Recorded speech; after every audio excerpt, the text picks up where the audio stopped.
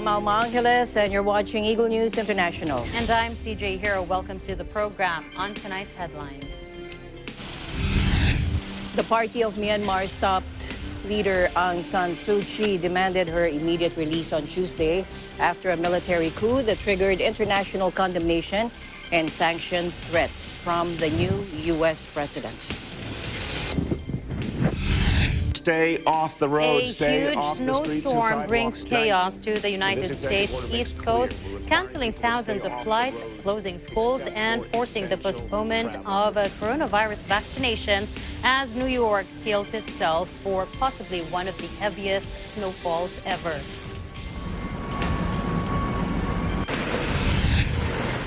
And thousands in England will be tested to halt the spread of the South African COVID variant.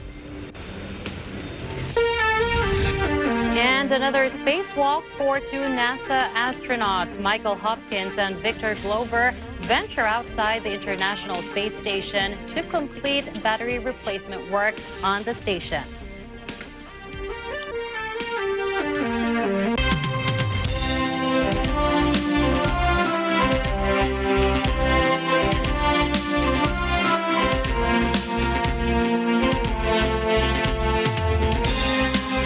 The United States has officially condemned the military coup in Myanmar.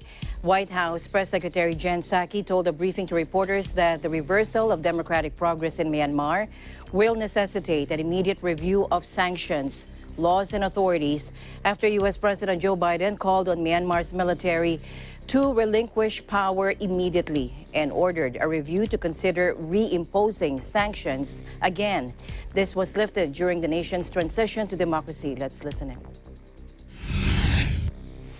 Well, I think that's why that was called out in the president's comments. As you know, we removed sanctions, the United States, I should say, removed sanctions on Burma over the past decade based on progress toward democracy. The reversal of that progress will necessitate an immediate review of our sanctions laws and authorities, followed by appropriate action.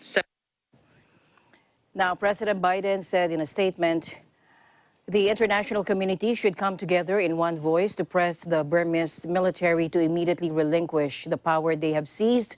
The United States removed sanctions on Burma over the past decade based on progress toward democracy, he said, using Myanmar's former name.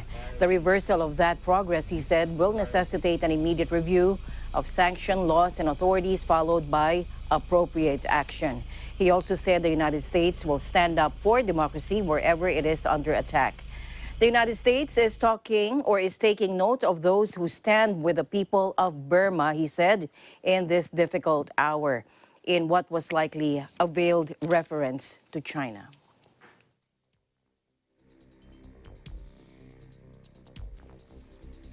In a related news, the party of Myanmar's toppled leader Aung San Suu Kyi demanded her immediate release Tuesday after a military coup that triggered international condemnation and sanctions threats from the new U.S. president.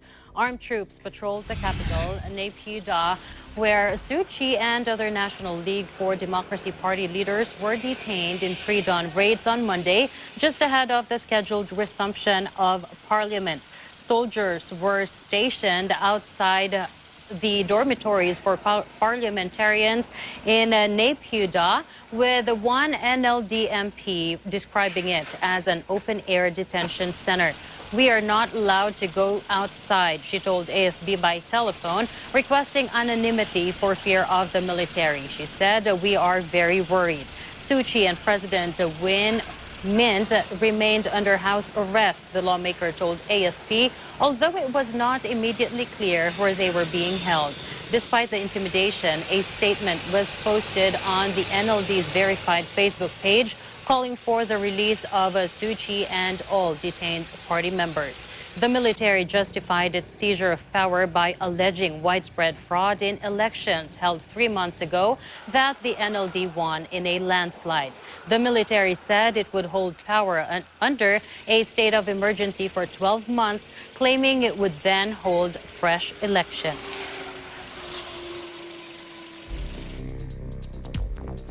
Meanwhile, hundreds of Myanmar nationals in Japan protested outside the United Nations University in Tokyo to ask for help from the international community. The crowd is chanting slogans urging the immediate release of Aung San Suu Kyi. Let's listen in.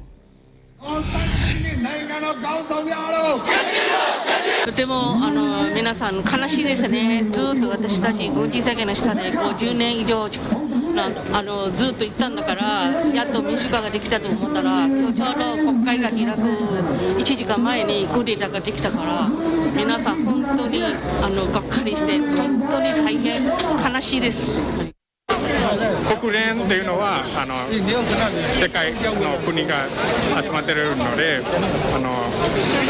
なんとかそういうミャンマーでの問題をなんとか解説をしてくれるかということを信じているのでこの前でデモに参加しています。Now, Japan called Monday for Myanmar's military to release Aung San Suu Kyi and restore democracy, saying it was opposed to moves that pushed the country backwards. The ministry also said Japan had been strongly supporting the democratic process in Myanmar and was opposed to moving backwards. Japan has long had warm ties with the country, offering considerable aid and private investment. Japan's foreign direct investment in Myanmar stood at $768 million in 2019 to 2020, and several prominent Japanese firms operate in the country.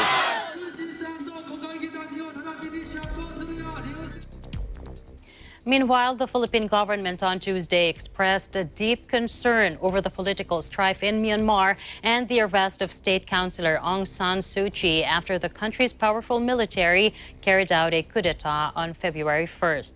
The Department of Foreign Affairs said the Philippine government is following with deep concern the developing situation in Myanmar and is especially concerned with the safety of Aung San Suu Kyi. The agency underscored that Myanmar has made substantial and important strides towards democratization in recent years and that Manila has supported these efforts. The DFA advised all Filipinos in the country to exercise caution, monitor development through reputable sources, and observe guidance of local authorities.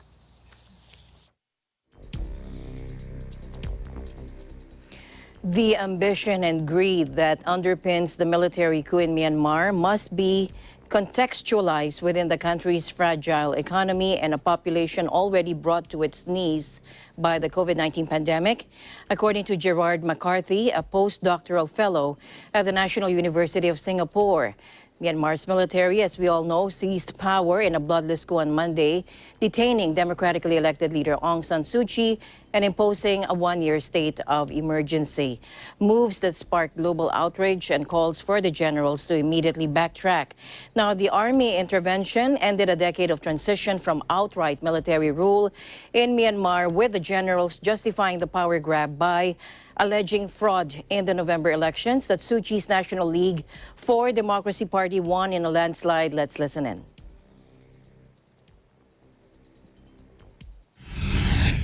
And so I think that's a sad thing here, that there's has been a lot of development that's worked for everyone democratically and economically in recent years, and that's all at peril now as a result of the military coup. The realisation coming out of the election that in fact they can't win elections under the current system is fundamentally one that is structural, but it's kind of hurried and brought about because Min Aung Hlaing has nowhere to go coming out of the military, and this is his coup. This is a coup designed to find some kind of system in which to provide him and people like him senior positions of respectable civilian leadership, and to give them a sense that they're legitimate political leaders. All of this is obviously a bit of a fig leaf, and it's likely that they'll try to return to some a kind of electoral democracy, but tweaked so that the USDP can perform better. But again, this might well run out of their control. There's so many factors that they've now destabilised, and so many people who would oppose this current shift and its implications economically, in particular for the country, that this could be far more complicated than the military expects and is hoping. So their own business interests are going to be directly affected as a consequence of these moves. The broader economy and business community are going to be decimated. Because you're going to see boycotts of the country, potentially. You're going to see major sanctions slapped on, not just the senior leaders of the military who are, in many cases, already sanctioned, but a tightening of the screws on a range of different companies, including those who are not necessarily affiliated to the military. Research that myself and others have led have shown that upwards of 70, 80% of households are having to reduce the number of meals that they're having as a result of COVID. So it's important to contextualise the ambition and greed that's underpinning this coup within a context of a population which is already on its knees and an economy which is already very fragile.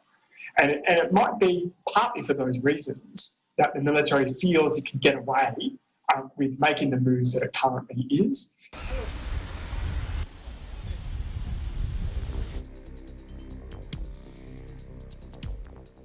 In other news, thousands in England will be tested in to halt the spread of the South African COVID variant. We have Aribel Celestino of our ABC UK Bureau with that report. Aribel?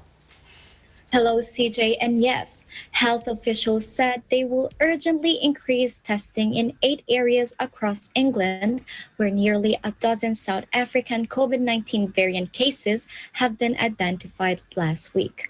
The 11 cases detected in genomic sequencing carried out on random samples of positive coronavirus results cannot be traced back to international travel, prompting concerns of localized transmission.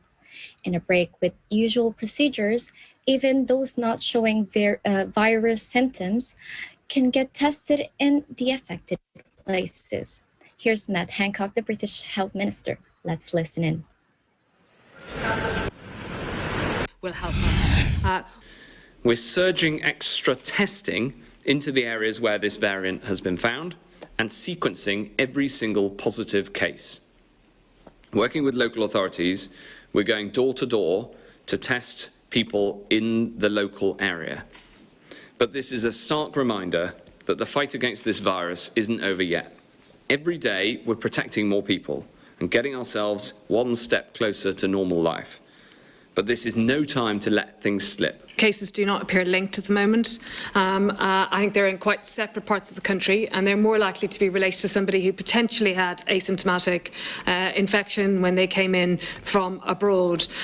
We are looking to find extra cases in the community to see if where we can find links and to try and close down and eliminate the transmission between people. 3 of the vaccines that have been used to date in trials have shown that they've been effective against the South African variant at a level greater than was set as the minimum standard by WHO and the US FDA. We expect all other vaccines to have a similar level of effectiveness, particularly in reducing hospitalisation and death. In the areas home to around 80,000 people, and including parts of London and the southeast, as well as the Midlands, Eastern and Northwest England, will see mobile and door-to-door testing capacity rolled out. You know, CJ, the highly transmissible variant first identified in South Africa is spreading rapidly around the world and was last week detected for the first time in the United States. Scientists are worried about the mutation because it seems to be able to elude some of the effects of current vaccines and synthetic antibody treatments, though several firms have said their shots still work against it. Well, CJ, Britain has so far detected 105 cases of the strain since it emerged in December. It imposed a travel ban on flights and arrivals from South Africa later that month, and has beefed up quarantine and other measures for all incoming travelers. Officials had hoped that would prevent the variant being imported, but the 11 cases without travel links have heightened concerns that this strategy may have failed. Back to you, CJ. Thank you so much, Aribel Celestino. And we're hoping for the best for everyone there. As you mentioned, this is highly contagious, and you really have to be able to contain the spread of that there in the UK. Please do stay safe. Yes, indeed, CJ. Stay safe. Reporting from the United Kingdom, I am Arabelle Celestino. We live in interesting times. All right, from London, let's now go to Japan, where the country has decided to extend its state of emergency. Joining us live is EBC Bureau's Dennis Liu. Hello, Dennis. Hello, Alma. Good evening. Japan's government has approved a month-long extension of its coronavirus state of emergency today, less than 6 months before the pandemic postponed Olympic Games open in Tokyo. 11 of Japan's prefectures, including the Greater Tokyo area, are currently under a state of emergency that runs until February 7th. The month-long extension is expected to apply to all but one of the regions currently affected and comes despite a dip in new infections. Japan's virus emergency is significantly looser than the lockdown seen elsewhere in the world, and primarily calls for increased teleworking and the closure of bars and restaurants from 8 p.m. Legislation currently working its way through Parliament would add enforcement measures, including fines for businesses that do not close early. The government was initially reluctant to impose the emergency, waiting until after the new year, despite an uptick in cases in December. It initially covered just the Greater Tokyo area, but was expanded about a week after it was first announced as infections spiked in several parts of the country. The extension has been widely trailed by local media and officials, with government spokesman Katsunobu Kato telling reporters Tuesday morning that it is our understanding that continued vigilance is warranted for a while. Japan's coronavirus outbreak has been comparatively small nationwide, with just over 5,700 deaths overall. But the country's healthcare system has become increasingly overburdened. Alma? All right. Dennis, with that extension of a state of emergency there in Japan, do you have any updates on the Olympics? Will this be affected? Yes, Alma. Japan's government, organizers, and Olympic officials all insist the Games will go ahead this summer. Plans and extensive virus countermeasures are now being developed to keep the event safe. This week, the organizers and the International Olympic Committee, IOC, are due to release COVID playbooks, detailing exactly how they intend to make this happen. Thomas Bach, the head of the IOC, said, as the Olympic clock ticks, officials are looking to vaccination as a potential savior, part of a toolbox of measures that would ensure the Games could go ahead safely. Denmark and Israel are among the countries who vowed to inoculate their entire delegations. However, public opinion remains opposed. Around 80% of Japanese polled supports further postponement or outright cancellation at all, Alma. All right. Japan has tightened border restrictions during the state of emergency, ending exemptions for athletes. That has forced the cancellation and postponement of some sports events, including the first Olympic test event of 2021, an artistic swimming qualifier that had been scheduled for March. Alma? All right. Thank you very much, Dennis. Do take care, and I'll see you soon. Take care, Alma. Reporting from Tokyo, Japan, this is Dennis Liu. We live in interesting times. In a related news, EU export rules are preventing Japan from finalizing its coronavirus vaccination plan, according to a Tokyo minister who said that on Tuesday after the bloc introduced a controversial new mechanism for the shipment of jabs made inside its borders. With less than 6 months until the pandemic postponed Tokyo Olympics, Japan has yet to set out when it will vaccinate its population of 126 million people, although although it hopes to give the first doses later in February. The European Union on Friday brought in a new rule requiring drug makers to seek approval before exporting vaccines to non-EU countries. Because of that, we have not been able to finalize our supply schedule, said Taro Kono, the minister in charge of Japan's vaccine program. Japan has reached deals with Pfizer, Moderna, and AstraZeneca to buy enough vaccine doses for its population.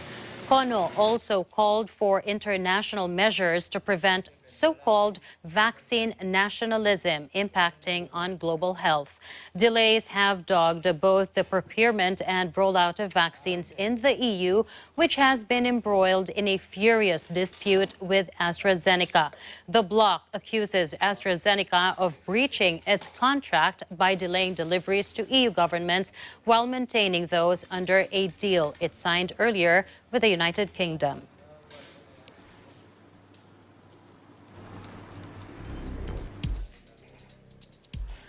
All right, let's now go to Barcelona, Spain, where Beverly Madrid will join us for an update there on the vaccination program. Hello, Beverly, how are you? Hello, Alma. Good evening. Good evening. Yes, Spain's vaccine drive stumbles as stocks run dry. Tensions rose in Europe over lack of vaccine supplies as the crisis has come to a head in Spain, with regional vaccination campaigns slowed down or even stopped as doses run out.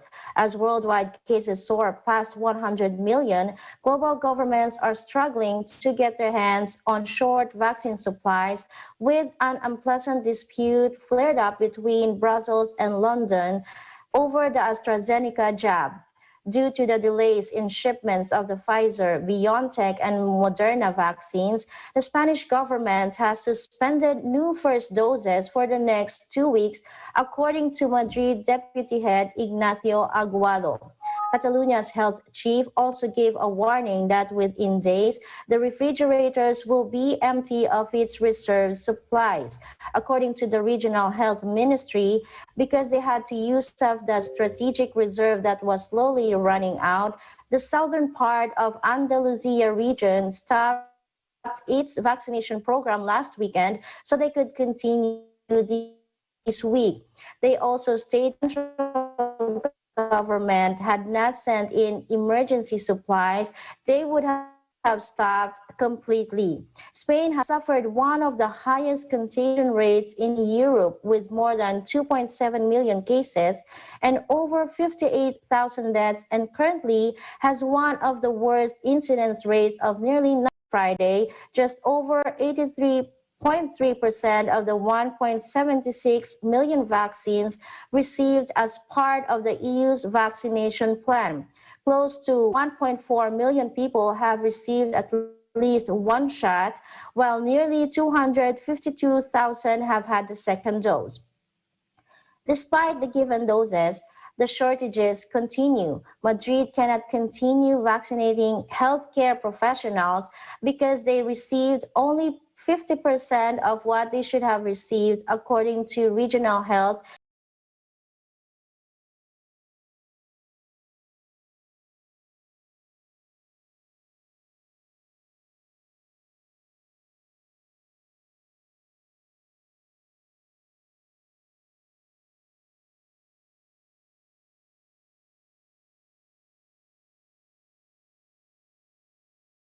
as expected, and for not coordinating a common equitable plan with the regions. The region should also have prioritized vulnerable groups rather than those which were logistically easiest, instead of using multiple vaccine strategies in an unbalanced way, leaving the most vulnerable at risk. She also insisted that the government should have set aside enough doses to finish vaccinating care home residents and staff before proceeding to healthcare professionals. According to Hernandez, among healthcare staff, those with the highest exposure should have been prioritized. She also pointed out Madrid for being poorly coordinated, which had left frontline staff with the possibility of being unvaccinated for at least 2 weeks, saying with staff a precious commodity, no effective treatment, and production and distribution problems at a global level, it should have been predicted. Back to you, Alma. All right, that is sad news indeed, but we are looking forward to more updates as we follow this developing story. Thank you very much for your time. Thank you, Alma. Stay safe. Reporting from Barcelona, Spain, I'm Beverly Madrid. We live in interesting times. Now in Hong Kong, Chief Executive Carrie Lam today said one of the COVID-19 vaccines procured by the government is expected to arrive in Hong Kong by the end of the month. Ahead of the Executive Council meeting this morning, Mrs. Lam noted that the government has been very transparent with the community about the progress made in the procurement and authorization of vaccines. Let's listen in. We have been very transparent with the community about the progress made in the procurement and the authorization of vaccines. 3 different types of vaccines have been purchased under the advance purchase agreement, and one of them, the Fosun BioNTech, has been authorized. So the latest is this authorized vaccine will come by the end of this month. There have been all sorts of things happening in the EU, and this vaccine is manufactured in Germany. So we have to watch the situation very carefully. But since we have a contract to buy, and I hope that all the other organizations will respect this contractual relationship and allow the BioNTech vaccine to come to Hong Kong by the end of this month. And the vaccination program will be able to start almost immediately. Vaccine manufactured in the mainland, the Sinovac. And we have been liaising very closely with the manufacturer. The latest is we will be given the data so that the experts could consider the data and recommend for the Secretary for Food and Health to authorize this vaccine for use. And I have also appealed to the Central People's Government if there's anything that the government could help us in ensuring the early arrival of Sinovac. The response given back to me is they will help. The Central People's Government will help. But for the time being, this is a sort of contractual purchase agreement between the Hong Kong SARG and Sinovac manufacturer. Hong Kong's government are taking a much more proactive approach to testing, similar to tactics used on the authoritarian mainland as it struggles to contain a winter wave of infections. On Tuesday morning, the government warned authorities would forcibly break into their apartments if law enforcement suspected people were hiding in their homes or refusing to submit to a mandatory test. Lam's de facto deputy Matthew Chung said officials would use wider and more frequent lockdowns as the city heads into the Lunar New Year holidays next week.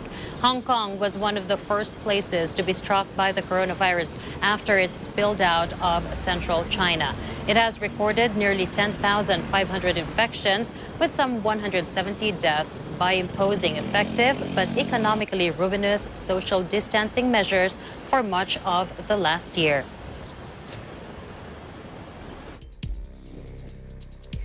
The U.S. government is awarding nearly $232 million to the company Ellume USA LLC to scale up production of its rapid at-home COVID-19 diagnostic test, according to officials. Ellume's coronavirus home test kit received an emergency use authorization from the U.S. FDA in December. Let's listen in. Department of Defense and HHS made an announcement today at what will be the country's first over-the-counter at-home COVID test.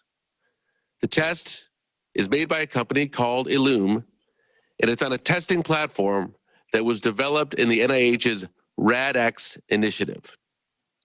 Now, these are over-the-counter, self-performed test kits that can detect COVID with roughly 95% accuracy within 15 minutes. So I'm excited to announce that today, the Department of Defense and HHS has awarded $230 million to Ellume in order to scale the manufacturing base and capacity of this easy-to-use test. Thanks to this contract, they'll be able to scale their production to manufacture more than 19 million test kits per month by the end of this year. The test, which uses a nasal swab and can be purchased without a prescription, can be performed at home with results reported via smartphone app within 15 minutes. The $232 million award to Illume would allow it to scale up manufacturing and produce more than 19 million test kits per month by the end of the year, 8.5 million of which would be guaranteed to the U.S. government.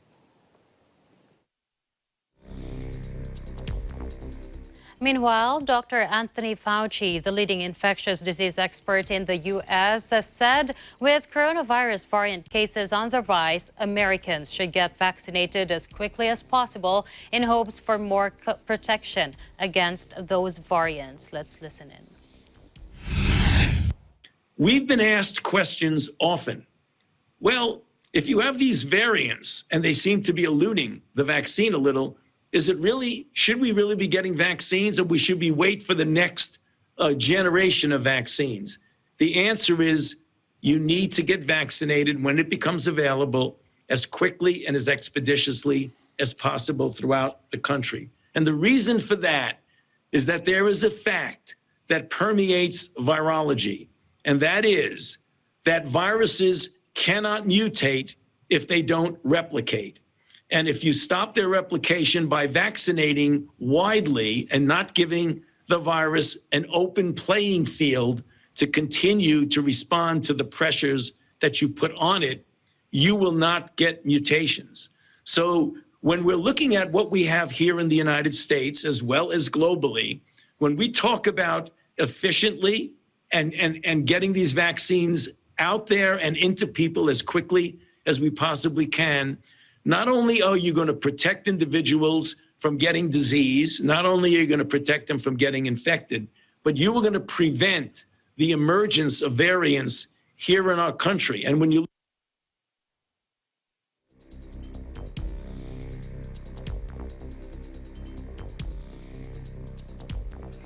Meanwhile, Emirates Airlines said it would make daily deliveries of the coronavirus vaccines to countries with low storage capacities as part of an initiative to accelerate global jab distribution. Dubai, a key transport hub, announced the initiative on Sunday to accelerate the delivery of coronavirus vaccines, particularly to developing nations, after the World Health Organization warned against abandoning the world's poor. Let's listen in.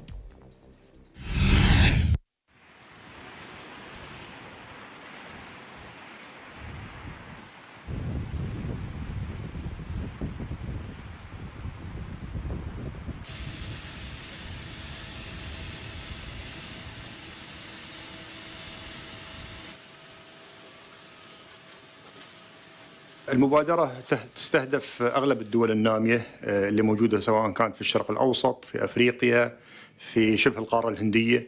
وطبعا هذه دول كلها دول أساسية، وبيتم إن شاء الله توصيل اللقاح إليها تقريبا بشكل يومي.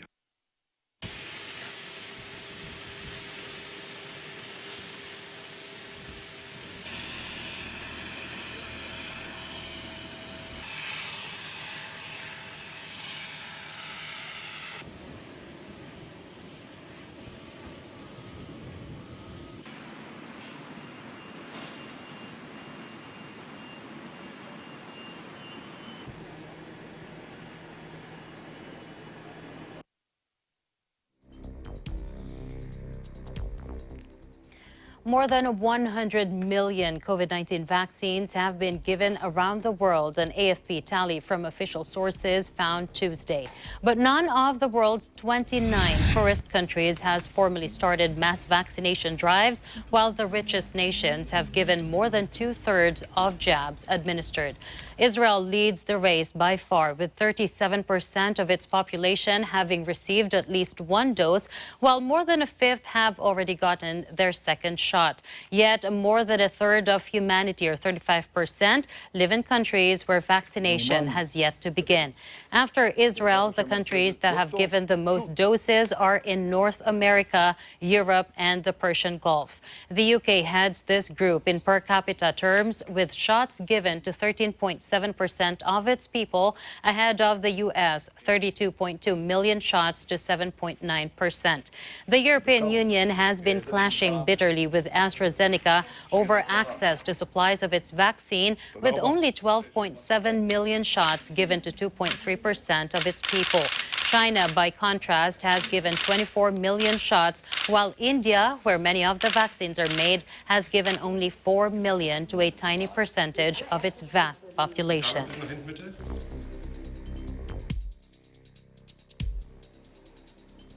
In other news, a huge snowstorm brought chaos to the U.S. East Coast, canceling thousands of flights, closing schools, and forcing postponement of coronavirus vaccinations as New York City steeled itself for possibly one of its heaviest ever snowfalls. New York declared a state of emergency that restricted non-essential travel, moved all children back to remote learning, and rescheduled long-awaited vaccine shots. Take a look. Stay off the road, stay off the streets and sidewalks, stay inside. If there's any way you can avoid traveling today. Let me tell you why I say blizzard conditions, because at the most intense points, you're going to see 2 to 4 inches of snow per hour. That is extremely intense snow. That's blinding snow. It is a specific order of the city government. We are in a local state of emergency. I signed an executive order last night, and this executive order makes clear we're requiring people to stay off the roads except for essential travel. The National Weather Service issued storm warnings from Virginia to Maine, home to tens of millions of people, as heavy snow mixed with wind gusts of up to 50 miles per hour spurred blizzard-like conditions along the eastern seaboard.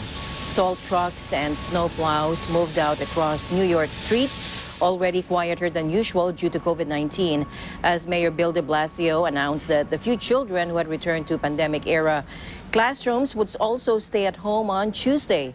More than 1,600 U.S. flights were canceled, mostly at airports in New York, Boston, Philadelphia, and Washington, disrupting travel that has already been heavily curtailed by the pandemic.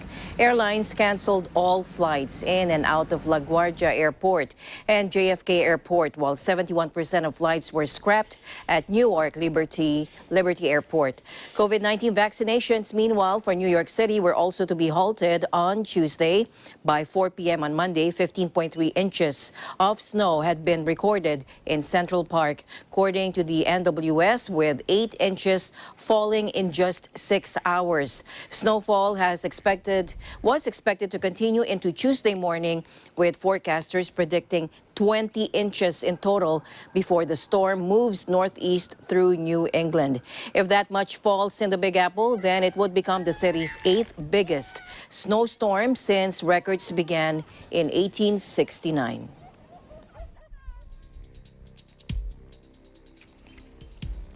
Meanwhile, a wildfire on the fringes of Australia's 4th largest city, Perth, has destroyed several homes and forced emergency evacuations, authorities said Tuesday, just days after the West Coast city entered a coronavirus lockdown.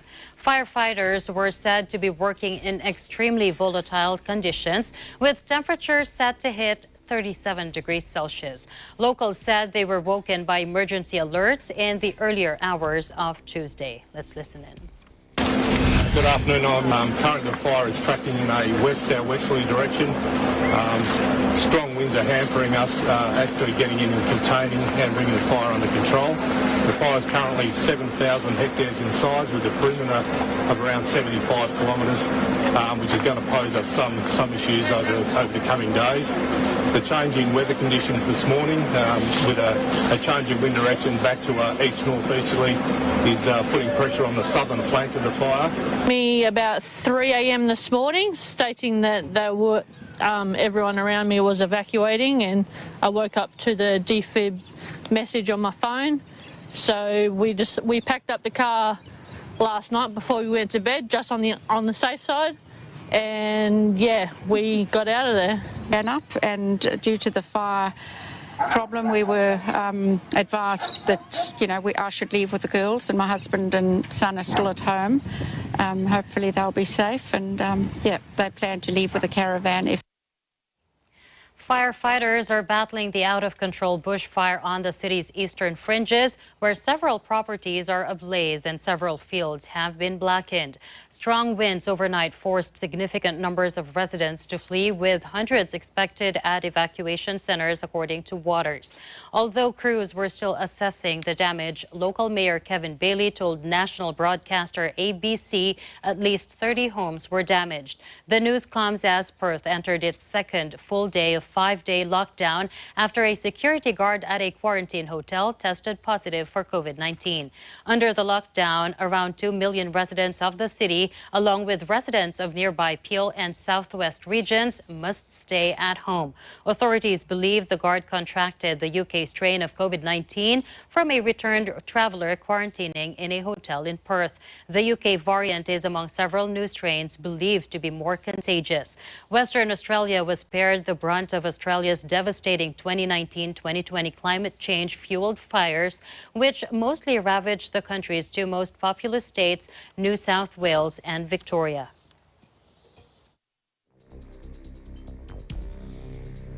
In other news, the Moscow court was on Tuesday due to begin hearing whether jailed Russian opposition leader Alexei Navalny, whose arrest was triggered or has triggered mass protests, should face up to 2.5 years in prison. Take a look. Now, this is Yulia Navalnaya, wife of the jailed Russian opposition leader Alexei. She arrived at the Moscow City Court to attend the hearing whether her husband should face up to 2.5 years in prison. Navalny, 44, was detained on January 17 when he returned to Moscow from Berlin, where he had spent months recovering from a poisoning attack. In August, he blamed on President Vladimir Putin. The anti-corruption crusader is charged with violating a 2014 suspended sentence for embezzlement by skipping out on check-ins with Russia's prison service while in Germany.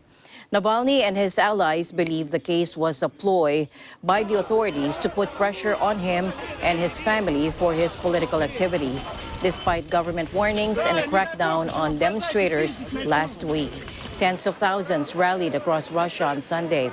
Police detained more than 5,400 people in a single-day record and used increasingly harsh tactics to subdue dissent, deploying batons and even tasers. And the news continues here on Eagle News. We'll be right back.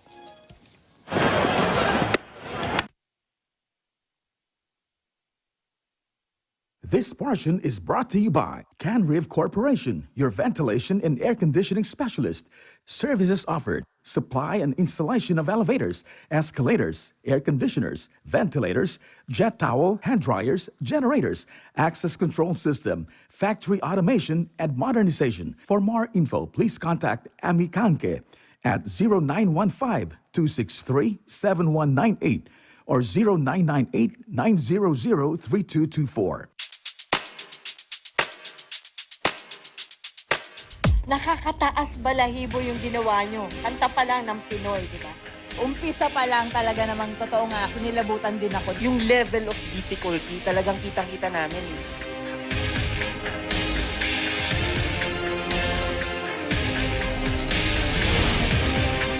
More dance action dito lang sa Tagisan ng Galing Part 2 Dance Edition!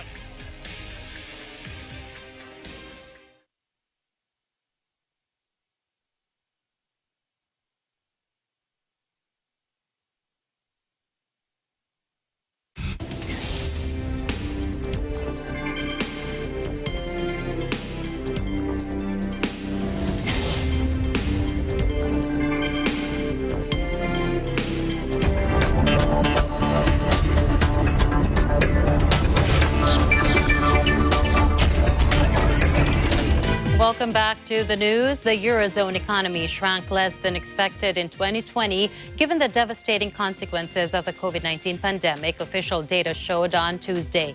The Eurostat Statistics Agency said the Eurozone economy shrank by 6.8% in 2020 and by 0.7% in the fourth quarter. Though catastrophic, this was much better than the EU Commission's forecast of a 7.8% crash made in November.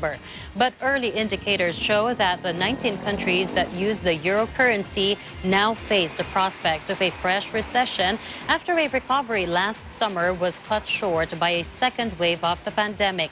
This is due to a halting start to the vaccination campaign in Europe and continued COVID-related restrictions.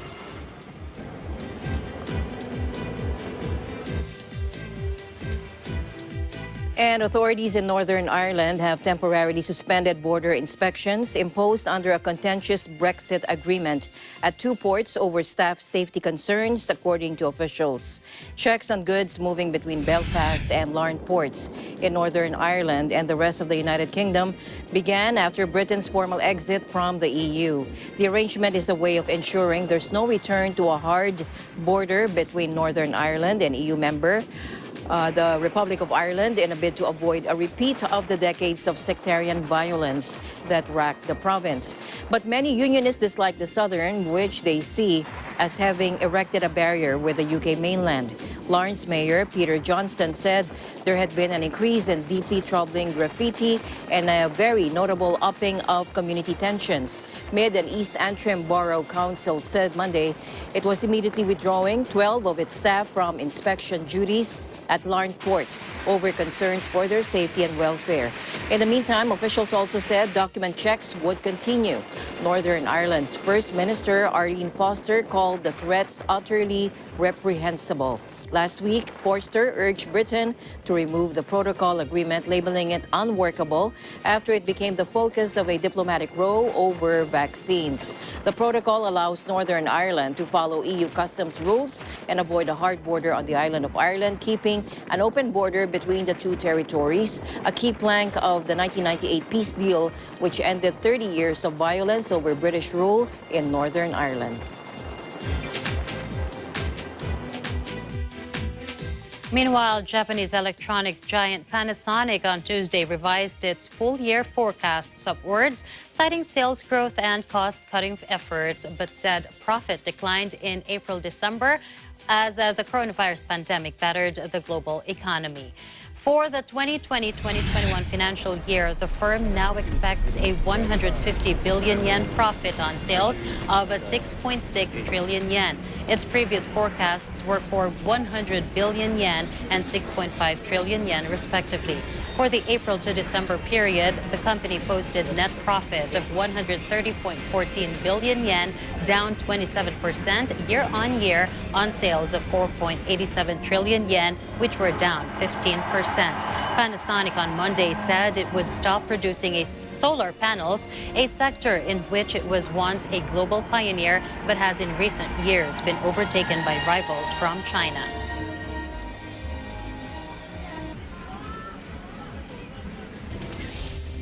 We got more updates for you. Please don't go away.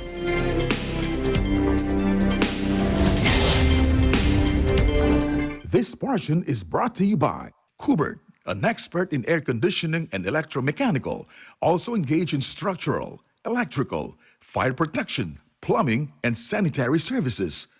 Kubert, your ultimate MEPS air conditioning solutions. Mula noon hanggang ngayon, gabay natin ang MTRCB ratings sa matalino at responsableng panonood.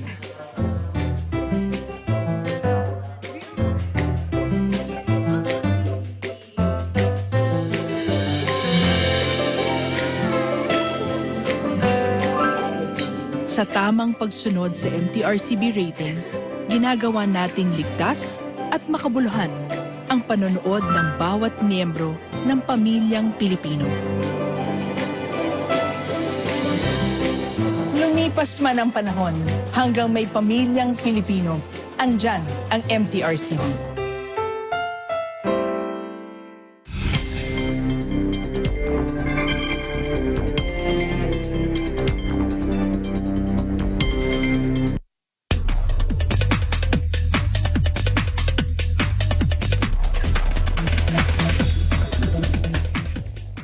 American crooner Tony Bennett has revealed he was diagnosed with Alzheimer's disease in 2016, but he kept his condition quiet as he continued to work and tour.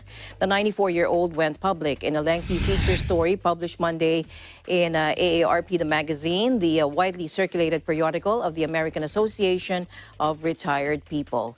Life is a gift, even with Alzheimer's, Bennett tweeted, linking to the article. The hitmaker, with a cheery smile, has had a particularly strong past decade career-wise, despite his condition, becoming the oldest person ever to reach #1 on the U.S. album sales chart with his collection of duets with Lady Gaga. The AARP article said a follow-up album with the pop star is set for release this spring. Meanwhile, the managers of K-pop girl band G-Friend issued an apology after leader So-won was pictured hugging a mannequin dressed in a Nazi-era German army uniform. Images taken during a video shoot at a European-themed cafe in Paju, north of Seoul, showed the 25-year-old embracing the dummy, her eyes closed and with a dreamy smile. The photos triggered outrage online after she posted them over the weekend. It's not difficult to avoid situations like this, said one Twitter poster. Some issues are too broad to be ignorant of. Her agency Source Music said someone deleted the photos right after she learned of the implications of her action and felt heavy responsibility. The managers added they had failed to recognize the issue with the mannequin's uniform. In a statement, they said, "We apologize that we did not pay enough attention to historical facts and social issues. We bow our heads in apology for anyone offended by our contents."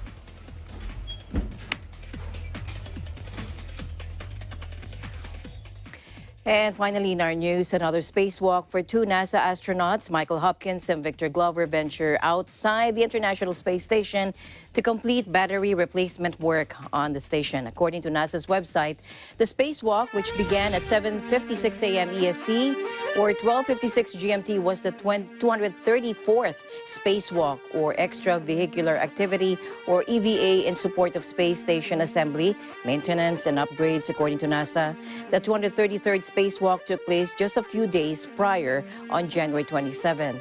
Glover and Hopkins were assisted by personnel including NASA astronaut Kate Rubins and Japan Aerospace Exploration Agency or JAXA astronaut Soichi Noguchi on board the space station, and NASA astronaut Bob Hines, who relayed the next steps to the spacewalkers from the ground.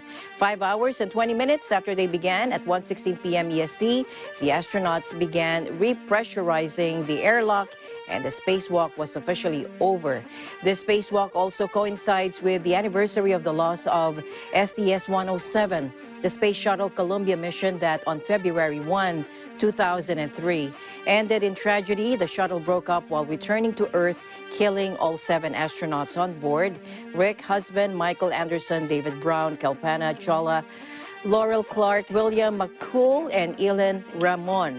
The crew had successfully made it to space, where they spent 16 days and performed about 80 experiments before attempting to return to Earth.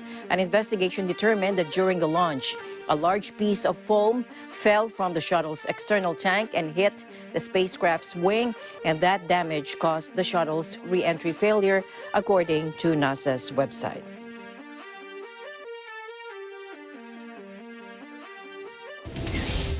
That's a scary job. Yeah. That's it for tonight's broadcast. Thank you so much for joining us. I am CJ Hero. Please join us again tomorrow.